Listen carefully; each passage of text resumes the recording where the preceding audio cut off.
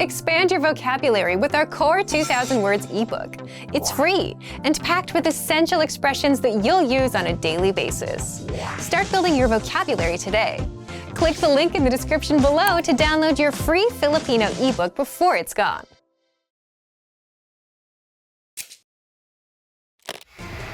How are your Filipino listening skills? First, you'll see an image and hear a question. Next comes a short dialogue. Listen carefully and see if you can answer correctly. We'll show you the answer at the end. Are you ready? May isang lalaking nagrereklamo tungkol sa mga produktong binili niya online. Ano ang kanyang ipapapalit? Opo, ito ang linya para sa customer service. Mawalang galang lang. Kakarating lang ng mga pinamili ko pero hindi ito ang mga in-order ko. Pasensya na po. Ano po ba ang mali sa mga naipadala sa inyo? Ang in-order ko ay jacket na may 3 butones pero itong nakuha ko ay may 2 lang. Ah, maling modelo po siguro yung naipadala. Pasensya na po talaga kayo. Papapalitan po namin agad kaya maaari niyo po bang ipadala sa amin ang freight collect? Oo, at ang shirt na in-order ko ay iba sa nakita ko sa inyong website. Hindi ito ang inasahan ko kaya gusto ko rin sanang ibalik. Ano po ang iba? Ang akala ko, t-shirt ito na walang kolyar pero polo shirt pala ito na may kolyar. Ah, naintindihan ko. Ginupit niyo na po ba ang tag? Oo, pero hindi talaga ito kamukha ng nasa larawan. Pwede ko pa rin ba itong isauli? Sir, mayroon po kami nito sa parehong may kolyar at wala. Ayon po sa aming datos, pinili po ninyo ang may kolyar. Talaga? E di kung ganoon, mukhang mali pala ang napili kong damit. Maari po kaming magpalit ng produkto hanggat nakakabit ang tag. Pero mahirap na pong gawin yon kapag natanggal na ang tag. Ah, kung ganoon, maaari bang pakipalitan na lang ang jacket? Sigurado po. Pasensya na po sa abala. Ano ang kanyang ipapapalit?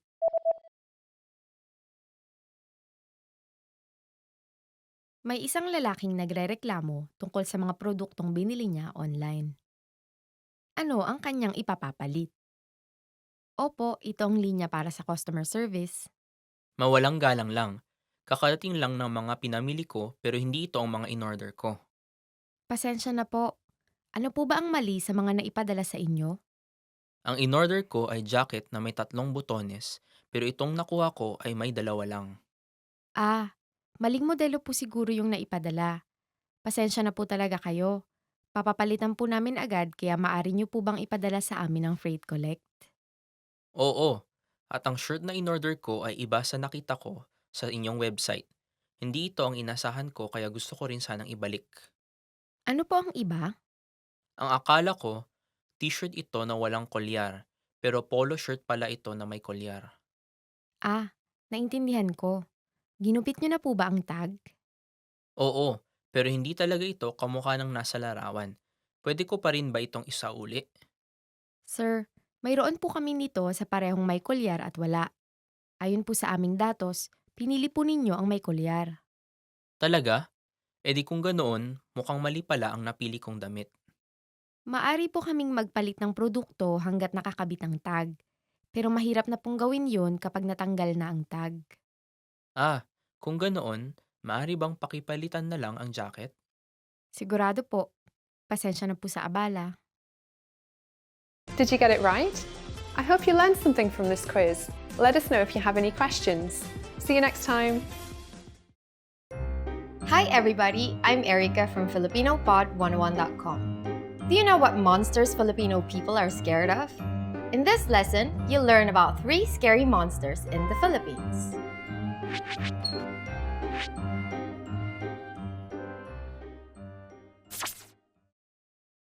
Let's start with the most popular monster, manananggal.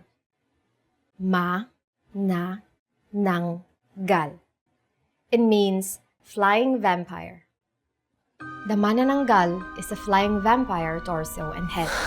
This horrific vampire separates its upper body from the rest of his body at night. It then flies around to prey on the fetuses of pregnant women using its very long tongue. That sounds pretty scary, right?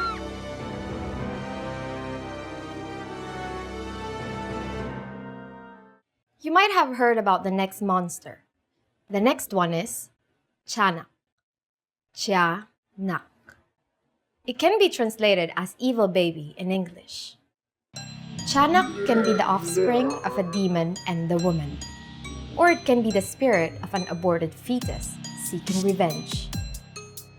It lures people into the woods by crying like a baby.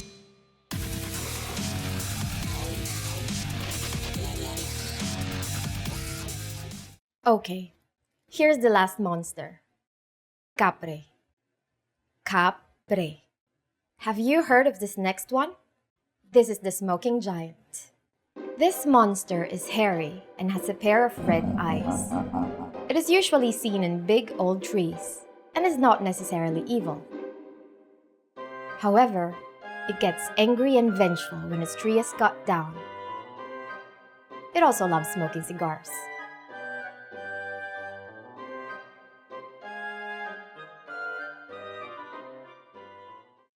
Let's wrap up this lesson by recapping what we've learned. Listen to the names of each monster and repeat after me. Flying vampire. Manananggal.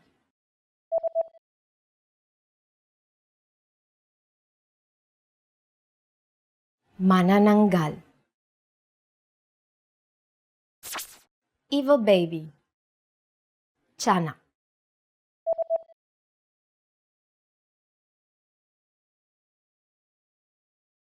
Tiyanak. Smoking giant. Capre.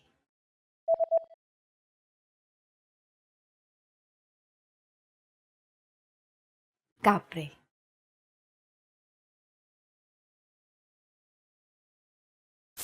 Well done! In the Philippines, children sometimes dress up in scary monster costumes and attend parties during Halloween. Traditionally, from the evening of October 31st till November the 2nd, All Souls and All Saints' Days are observed. Thousands of Filipinos visit cemeteries to pray at and clean the family graves and offer flowers, candles, and snacks. The atmosphere is festive and jovial, like a family reunion. And that's it! You just learned about 3 of the scariest monsters in the Philippines. Now learn Filipino twice as fast by downloading all your PDF cheat sheets, including survival phrases, pickup lines, business etiquette, and more. Check out the description below and go to filipinopod101.com now. I'll see you next time. Hanggang sa muli!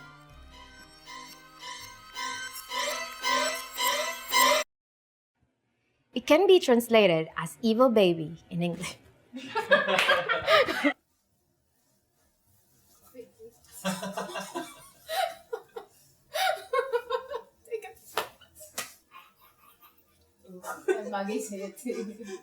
Because it's an evil baby. Shy manananggal. Because I don't show myself to people. Ang hago. Tugong nga. Kakain nga.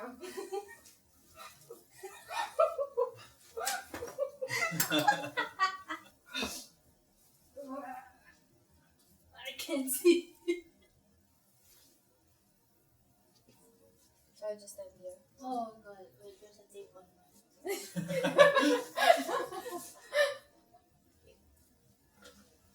Okay, go.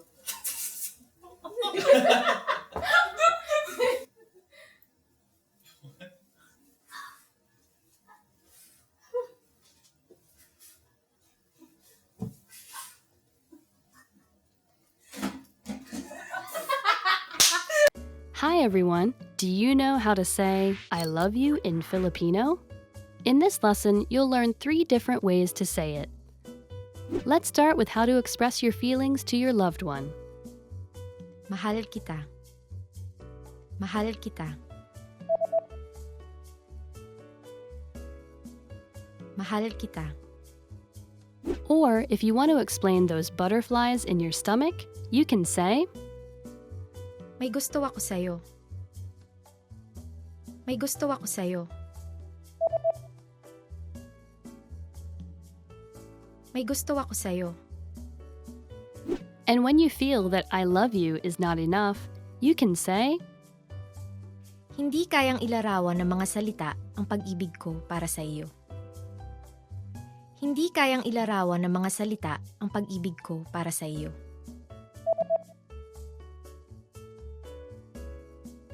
Hindi kayang ilarawan ng mga salita ang pag-ibig ko para sa iyo. You just learned 3 different ways to say, I love you in Filipino. And if you're interested in learning more, don't forget to download your free Romance and Love cheat sheet, which includes romantic words, compliments, and pickup lines. Check out the description below and go to filipinopod101.com now. See you next time! Hi everyone! Do you know the 1,000 most useful phrases in Filipino? In this lesson, you'll be able to know all of them, so sit back, relax, and have a cup of tea as you listen and learn. Saan ba ang banyo? Mawalang galang lang po. Galing. May reservation ako. Magkano to? Ano ito? Salamat! Talaga? Pwede niyo ba akong bigyan ng discount? Libre ba ang wifi? Pwede ka naman kunyang, Bi? Meron ba kayong marirecommend? Pwede ko bang isukat ito?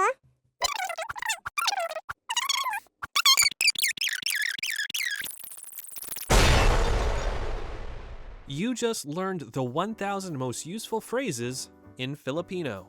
And if you're interested in learning more, try learning the core 2,000 word list. With this, you'll understand 95% of the language, and best of all, this is not a joke. Check out the description below and go to filipinopod101.com now. See you next time. Hi everyone! Kamusta? My name is Erica. Welcome to Filipino Top Words. For today's topic, we are going to talk about the top 25 phrases. Let's begin. Kamusta ka? Hello, how are you? The first phrase is kamusta ka? Hello or how are you? So when you're meeting someone for the first time, you try to be a bit more polite and say, instead of kamusta ka, you say kamusta po kayo, which is the same as hello, how are you? Magandang umaga.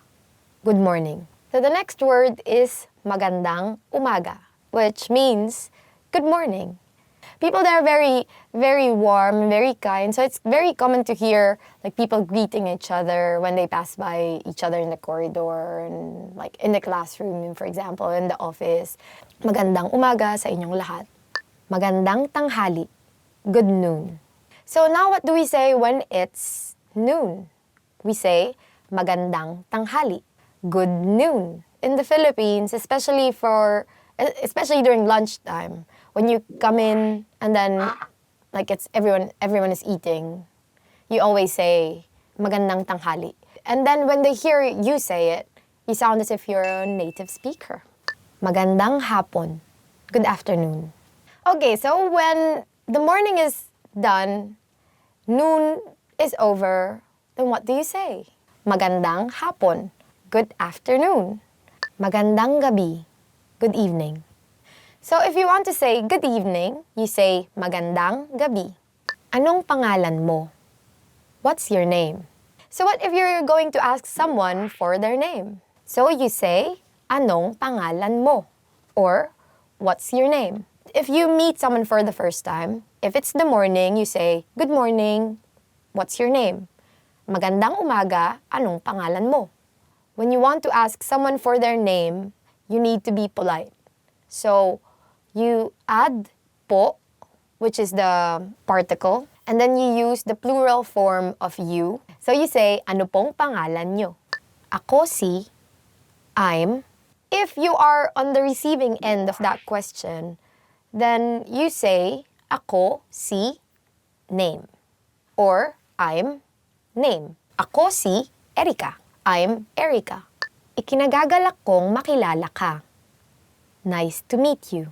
If you want to express now how happy you are to meet this new person, then you would say, ikinagagalak kong makilala ka. Nice to meet you. Since this is the first time you're meeting this person, you should use the polite form, which is, ikinagagalak ko po kayong makilala.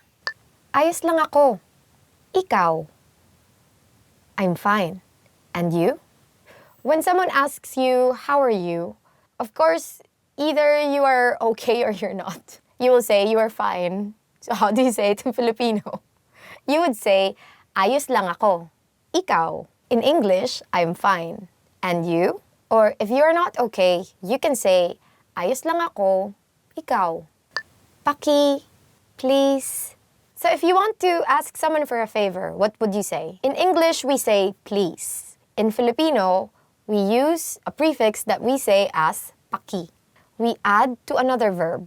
So for example, we say, please bring this to the office. Then you will say in Filipino, pakidala ito sa opisina. Salamat, thank you. Salamat or thank you. Walang anuman. You're welcome. Then you also want to be polite and say you're welcome. Or in Filipino, walang anuman. Oo. Yes. How do you express agreement in Filipino? You say oo, which means yes. Very simple. For example, there's an older person talking to you and you want to say yes. You should be a bit more polite and say opo. Hindi. No. So what if you want to say no? Then you use hindi. Or if you want to be polite, you say hindi po. Sige. Okay. So say you have a friend who asks you, do you want to drink with me all night, have party all night, you know, those kind of things. And then you say, yeah, fine, okay. So in Filipino, you say, sige. Paumanhin. Excuse me. So for example, you have an older colleague at work and this person is busy, but you need to ask her for something. So you say, excuse me. And in Filipino, you say, paumanhin or paumanhin po, to be more polite. Patawad. I'm sorry. If you did something really, really bad, then we use patawad. I'm sorry. Anong oras na? What time is it? So what does anong oras na mean? It means, what time is it? Nasaan ang CR? Where is the restroom? Nasaan ang CR? Or, to be polite, because even at that time, you have to be polite, even if it's like really urgent. You have to be polite. You say, nasaan po ang CR? Hindi ko alam. I don't know. Hindi ko alam. I don't know. If your boss asks you, oh, where is your office mate? This person? And then you don't know, then you say, hindi ko po alam. Sandali lang. Wait a moment. So if you say to your boss, because your boss is asking you, where is the report? You want to say, wait a moment. So you say, sandali lang po. So your friends came over to your house and you haven't taken a bath. You haven't fixed yourself. And then your friends just want to go out to have fun. But you want to say, wait a moment, wait a minute. Give me like an hour or something to at least get ready. So you would say, sandali lang. Magkano ito? How much is this? So you finally got dressed and then you went out with your friend and you are at the mall, like looking at some nice pearls, because in the Philippines we have lots of pearls. How will you ask the salesperson? So you can say, magkano po ito? Or if you're a friend, or if it's like a younger salesperson probably, you can just simply say, magkano ito? How much is this? Pwede bang makuha na ang bill? Could I get the check, please? After dinner, you want to pay because it's your treat, because you forced your friends to eat adobo. So you would ask the waitress or the waiter for the check. So how do you say it in Filipino? Pwede bang makuha ang bill? Could I get the check, please? Or, if you cannot remember all these, just simply do this. Tulong. Help. So you're walking in the street and then you're very not careful with your things. So you're walking, you're holding your bag like this, and someone stole your bag. Like, oh. you want to call for help. So what do you say? You say, tulong, help. And then the more you scream it, the more people will hear you. Hanggang sa muli. See you again soon. It's the end of the day, and you've had fun with your friends. So you tell your friends, oh, okay, bye. See you again soon. Which in Filipino is hanggang sa muli. But in regular conversations, you don't really say this. We tend to say, see you, or sige. That was the last word for today, and thank you very much for watching. Hopefully you learned new words. So what words have you heard? What words have you used before? Put them in the comment section. And don't forget to subscribe to FilipinoPod101.com. Bye!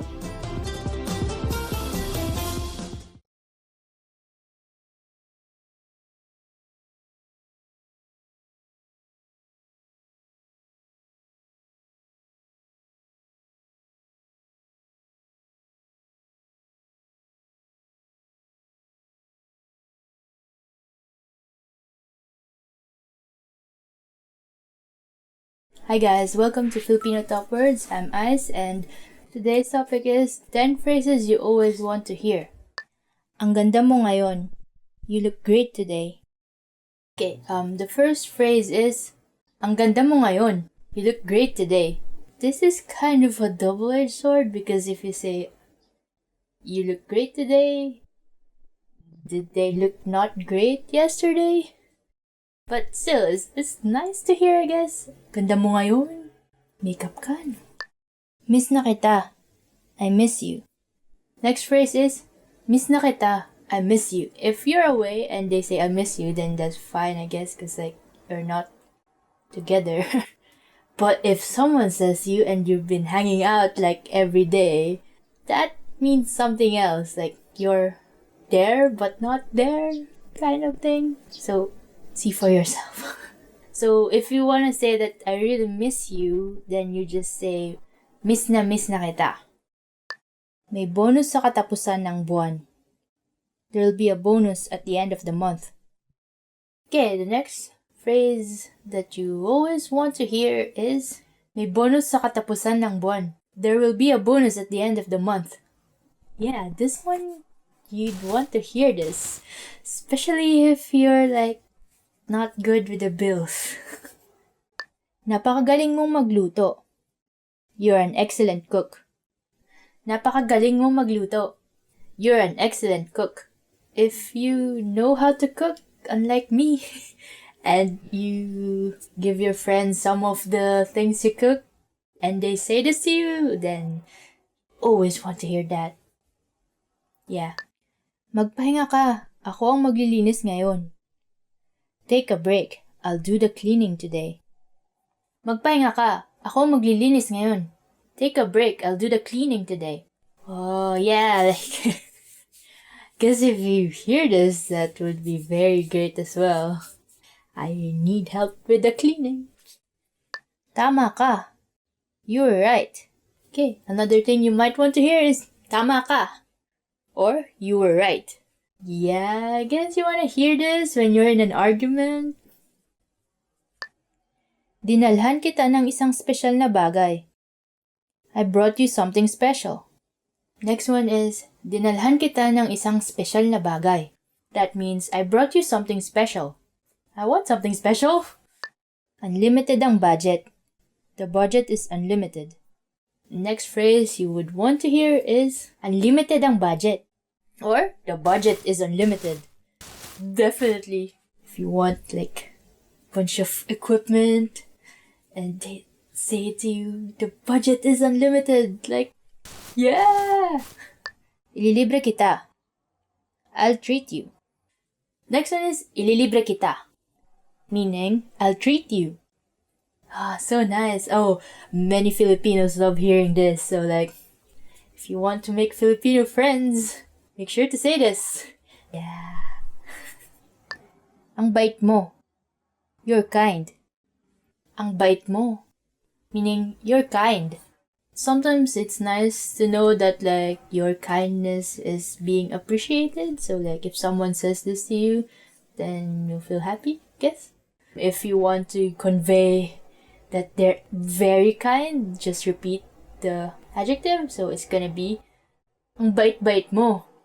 So that means you're very kind.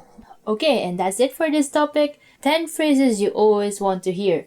And if you like this video, press the thumbs up button and subscribe to our channel somewhere. To learn more Filipino, please go to filipinopod101.com. And I'll see you next time. Salamat, thank you, paalam.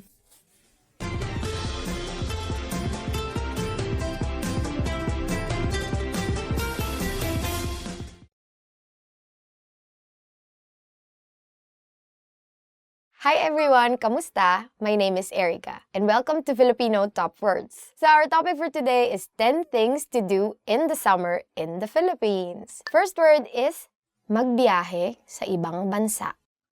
To travel abroad. The first word is magbiyahe sa ibang bansa, which means to travel abroad. Magbabiyahe ako sa ibang bansa pag may nakita akong murang plane ticket. I'll travel abroad when I find a cheap plane ticket. So my favorite place actually is El Nido. It's really, what do you call this? Like, it's very calm. The water is not cold, it's not warm, it's just perfect. So you will enjoy it. So start booking now. Mag-relax sa beach. To relax at the beach. Next we have mag-relax sa beach, which means to relax at the beach. Abril ang buwan na pinakamainam na mag-relax sa beach. April is the best month to relax on the beach. So actually for this month, it is now something like 30 to 40 degrees, and April and March are considered the hottest months in the country. Mag-aral ng Filipino gamit ang filipinopod101.com. To learn Filipino with filipinopod101.com. Mag-aral ng Filipino gamit ang filipinopod101.com, which means to learn Filipino with filipinopod101.com. So for example, if you really are very eager to learn Filipino this summer, you can say, subukan mong mag-aral ng Filipino gamit ang filipinopod101.com at kasama ang mga kaibigan mong Pilipino. Try learning Filipino using filipinopod101.com with your Filipino friends. Matutong magluto ng pagkaing Pilipino. To learn to cook Filipino food. Matutong magluto ng pagkaing Pilipino. To learn to cook Filipino food. So if you want to use it in a sentence, in Filipino, you can say, kung gusto mong matutong magluto ng pagkaing Pilipino, magsimula ka sa adobo. In English, you can say, if you want to learn to cook Filipino food, start with adobo because it's the easiest thing to cook. Mag-ihaw, to have a barbecue. Next word is mag-ihaw, which means to have a barbecue. Pinakamainam ang mag-ihaw ng manok sa beach. It is best to have a chicken barbecue on the beach. You can actually barbecue other stuff, like from chicken, pork, to innards. We even have a coagulated blood. Mag-party, magdamag. To party all night.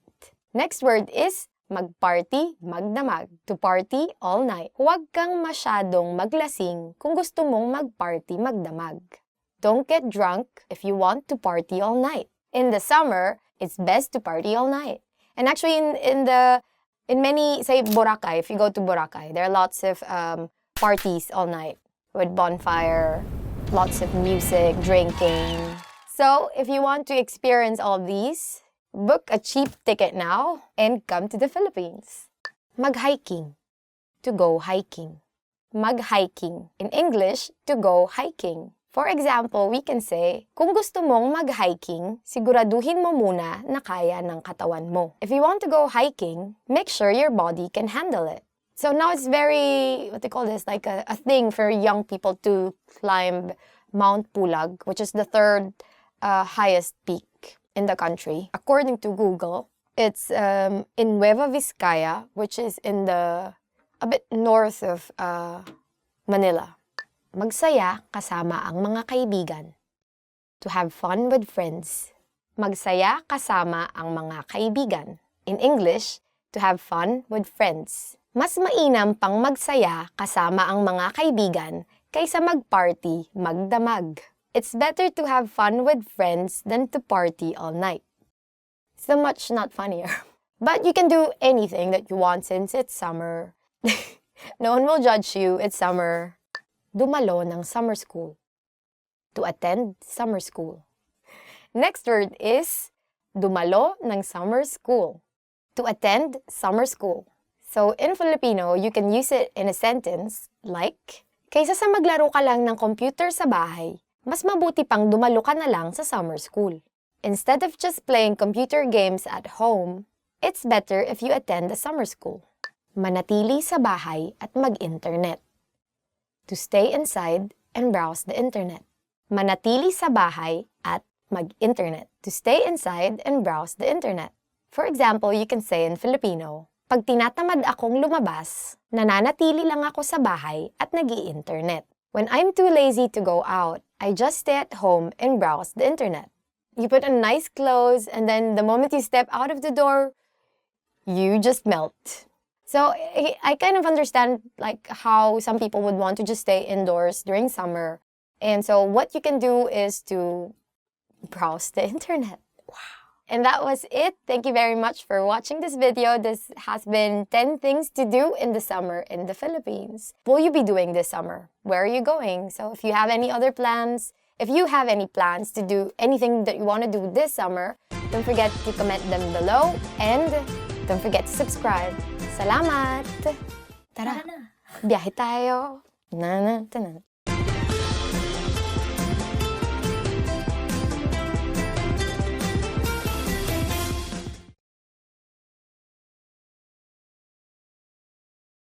Hi guys, welcome to Filipino Top Words with me, Ice. And today's topic is 20 words you'll need for the beach. Okay, the first word is shades. Shades actually means sunglasses because it shades your eyes from the sun. For example, pahiram naman ng shades mo. Can I borrow your sunglasses? Salamat! Okay, the next one is tabing dagat, meaning beach. Nakatira ako malapit sa tabing dagat. I live near the beach. I feel like it's peaceful and you could hear the waves crashing. Let's just hope that it's not a huge wave crashing into your house. Yeah, beach. Paglangoy, swimming. Ang paglangoy ay kayang matutunan ng lahat. Swimming is a skill that everyone can learn. I still have hope! Araw, meaning sun. Mas gusto ko ang araw kaysa sa buwan. I prefer the sun to the moon. Kabibe or seashell. Mahilig akong mangolekta ng kabibe. I enjoy collecting seashells. Why though? Swimsuit, which is definitely has the same meaning as swimsuit. Bawal ang hindi naka-swimsuit sa swimming pool na ito. Those who are not wearing swimsuits are not allowed in the swimming pool. I just come in with like t-shirt and shorts. I can't go in. Tagapagsagip, meaning lifeguard. We usually just call them lifeguards anyway. Huwag kang lalayo sa hindi tanaw ng tagapagsagip. Don't go far away beyond the watch of the lifeguard. Yeah, cause like if he can't see you drowning, he can't come and save you. Jet ski! I'm not even saying the meaning for this one. Cause you know what it is. Mayayaman lang ang nakakabili ng sariling jet ski. Only those who are rich can buy their own jet ski. Yeah, cause it's expensive and you don't need it for daily life. Okay, next is beach chair. Meaning, beach chair. For example, ayokong lumangoy kaya doon na lang ako sa may beach chair. I don't want to swim so I'll just stay by the beach chairs. Sandcastle, which means sandcastle. Hindi ko na-enjoy ang paggawa ng sandcastle nung ako ay bata pa dahil parati na lang itong inaalon ng tubig. I never enjoyed building sandcastles when I was young since it kept being washed away. Like, I never really built sandcastles when I was young. It's more of like, Let's bury someone in the sand. Yeah. And make like mermaid figures of them. Yeah, you get what I mean. Okay, the next one is palamigan, meaning cooler. This is kind of a straightforward. Lamig means cold or cool. And like if you put the prefix pa and the suffix an, it's gonna be like the place where. So it's like the place where cold. But actually, yeah, most people would just call it a Coleman. Yeah, it's one of those brand names that became common names. For example, siguraduhin yung dalhin ang palamigan sa beach para masarap ang inumin. Make sure to bring the cooler on the beach so that our drinks would be thirst quenching. Cause like everywhere it's hot, so we like our drinks cold. A cooler is a must-have. Okay, next is laki ng tubig or tide. Usually in the Philippines, we just call it either high tide or low tide. But anyway, you could use it in the sample sentence. Hindi ako marunong tumingin ng pagpalit ng laki ng tubig. I don't know how to observe the change of tides. Guess if it's like low, it's low tide, and if it's high, it's high tide. There's this expression, if you ask Filipinos like, how many islands are there in the Philippines? They would ask you back, in high tide or low tide? Kulay balat, meaning tan. Bakit ang mga may kulay balat ay gustong magpaputi at ang mga maputi ay gustong magkakulay balat? Why is it that people with tan skin want to have pale skin and people with pale skin want to have tan skin? This is so true. Just be proud of your skin color.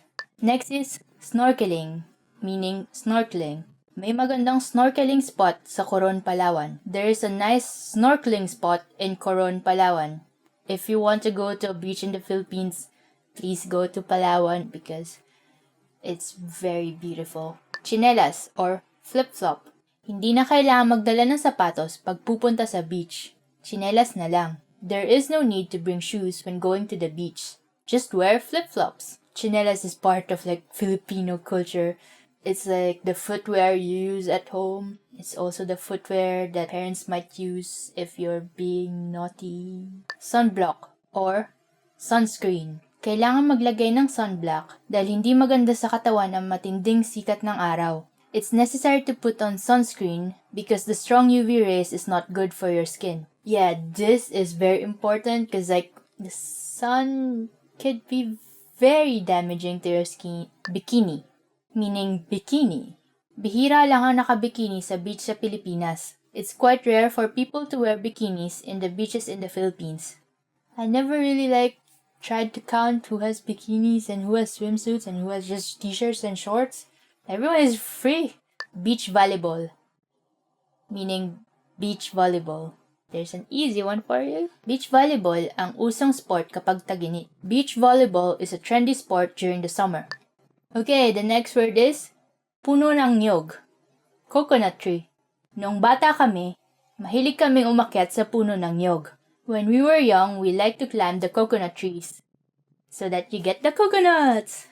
The next one is pamaypay, meaning fan. Gusto kong bumili ng pamaypay. I want to buy a fan. It's like, yeah, like if it's hot, you just need a fan. Or a lot of fans. We also use fans for barbecuing, so it's very popular during the summer. Okay, so that's it. That's the 20 words you'll need for the beach. And actually, if you know more words that you could use in the beach, just put them in the comments below. So, and if you like this video, please click the thumbs up. Subscribe to our channel. And if you want to learn more Filipino, please go to our site, filipinopod101.com. Thank you, salamat, and paalam.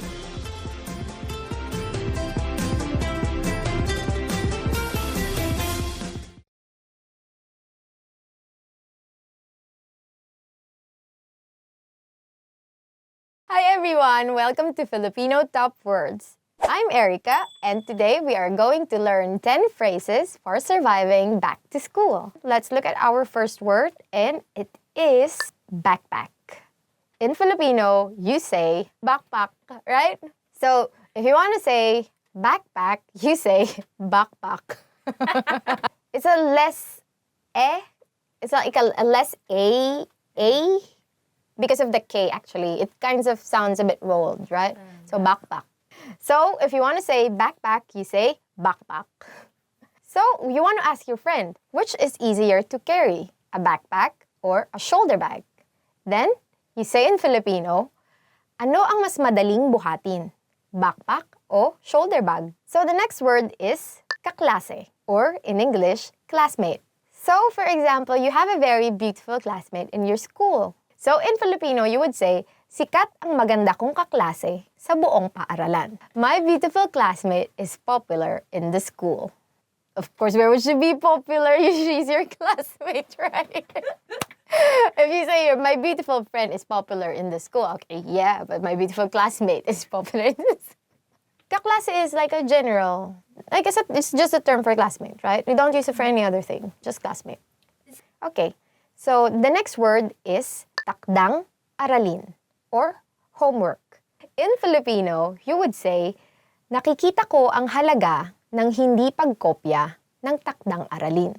I can see the value of not cheating on my homework. Good for you.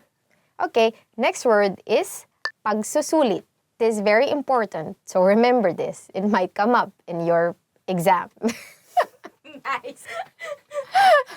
Because pagsusulit means exam. So for example, you want to be really sarcastic to someone who got a high grade in their exam.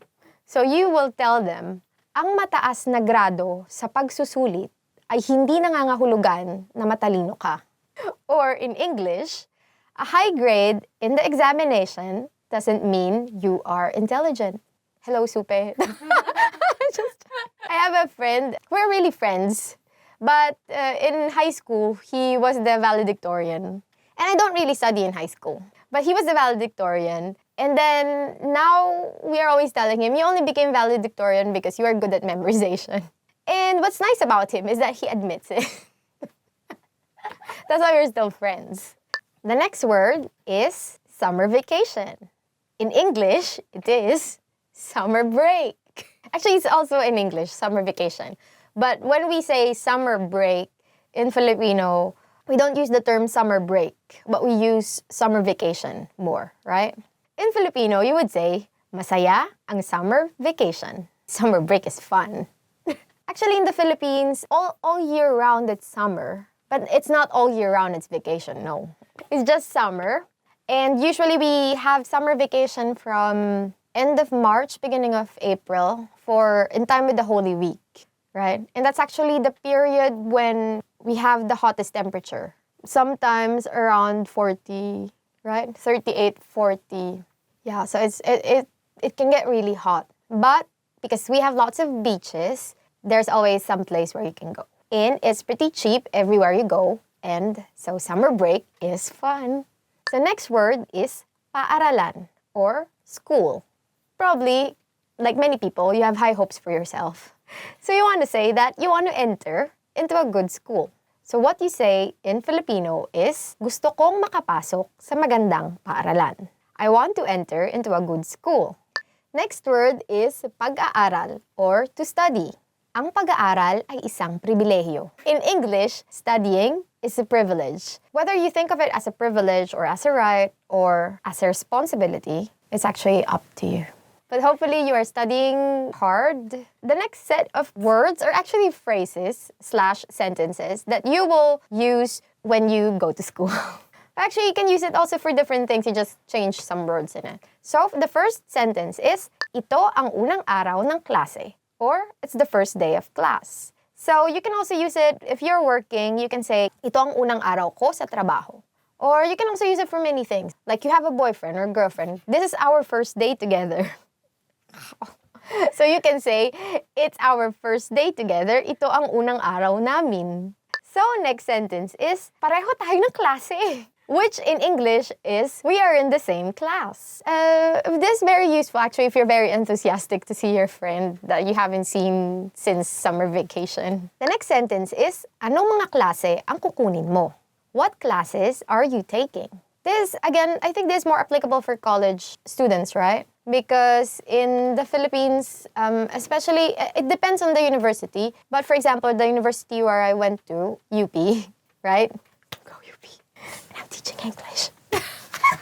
So usually, if you want to be in the same class with your friend, then you ask, what classes are you taking? That was it for today's lesson. Hope you learned something new. That was top 10 phrases for surviving back to school. And I hope you can practice and use them with your friends, with your classmates, with your kaklase, in your classroom, while you're wearing your backpack.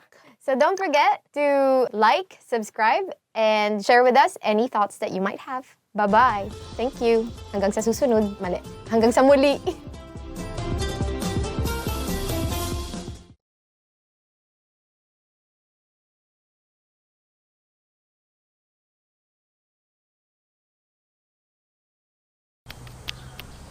I need coffee.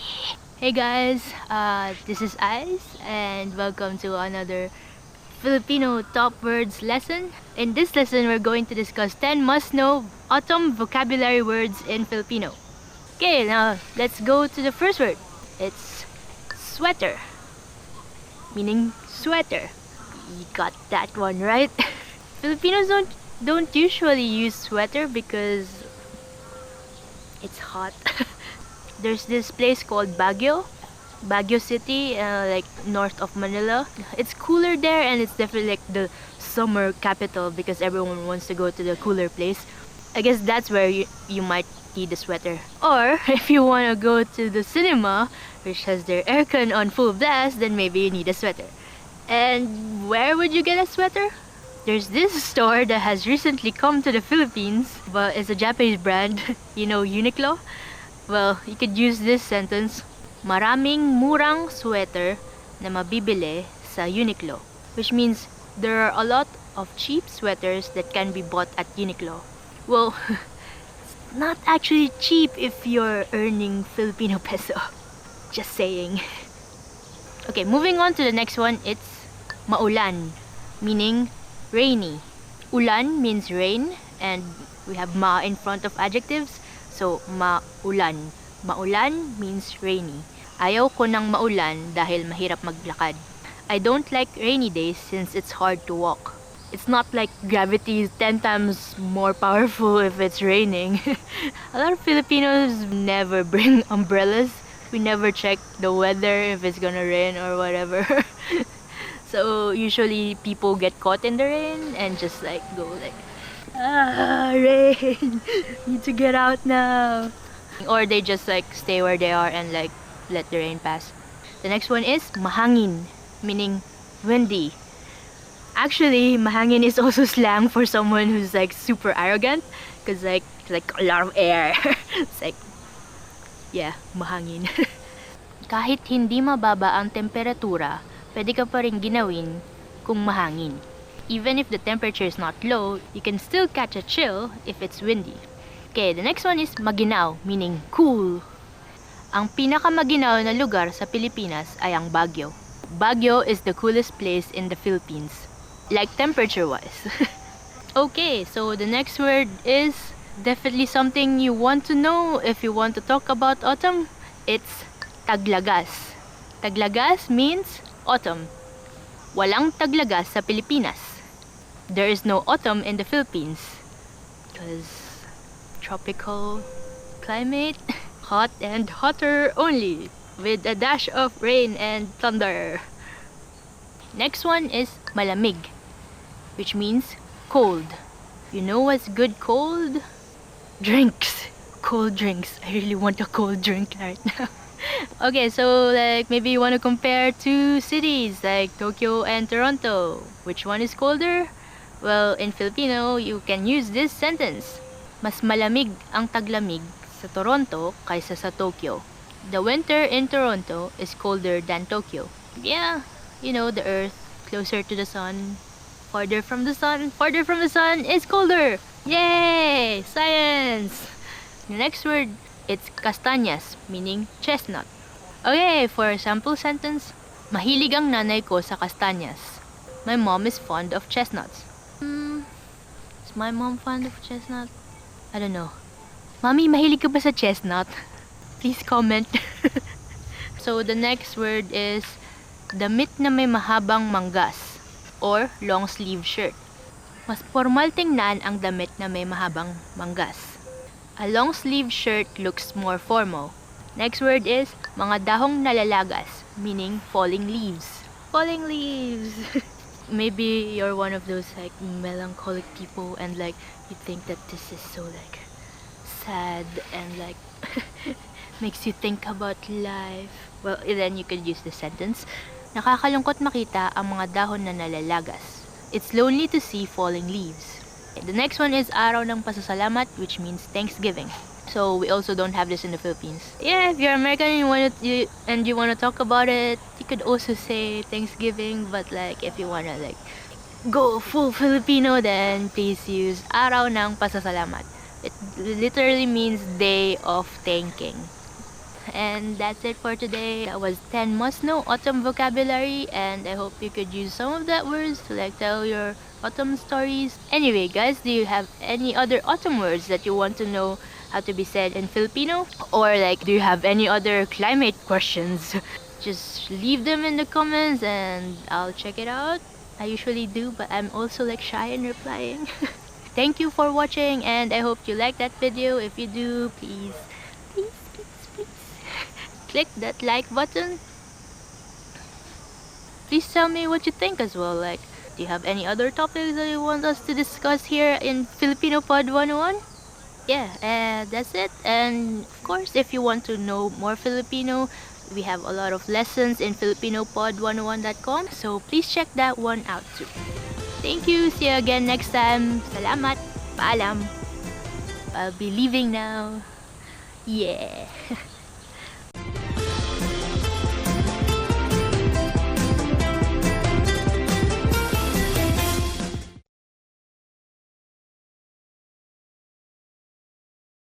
Expand your vocabulary with our Core 2000 Words ebook. It's free and packed with essential expressions that you'll use on a daily basis. Start building your vocabulary today. Click the link in the description below to download your free Filipino ebook before it's gone.